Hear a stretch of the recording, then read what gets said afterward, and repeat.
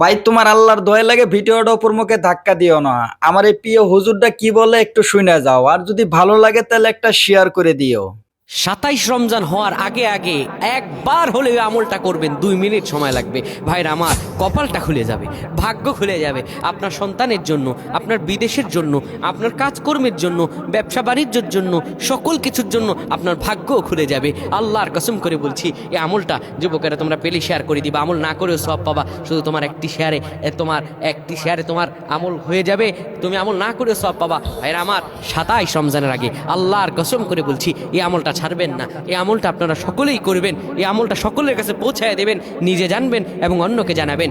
যত মানুষ বিপদগ্রস্ত আছেন, যত অভাবে আছেন, বিদেশে থেকে দেশে আসতে পারতেছেন না, বিদেশ যেতে পারতেছেন না, বিপদের উপর বিপদ লেগে আছে, 27 রমজান হওয়ার আগে আমলটা করেন। 2 মিনিট সময় লাগবে, আর বেশি না।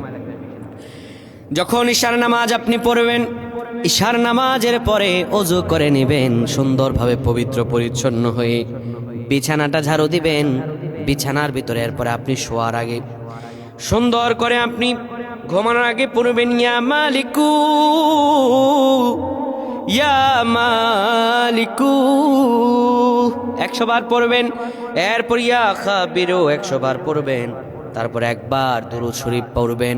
এরপরে 2টা হাত তুলে আল্লাহর কাছে যা দোয়া করবেন, আপনার দোয়া করতে দেরি হবে, আমার আল্লাহ কবুল করতে দেরি করবেন না। আল্লাহুম্মা আমিন।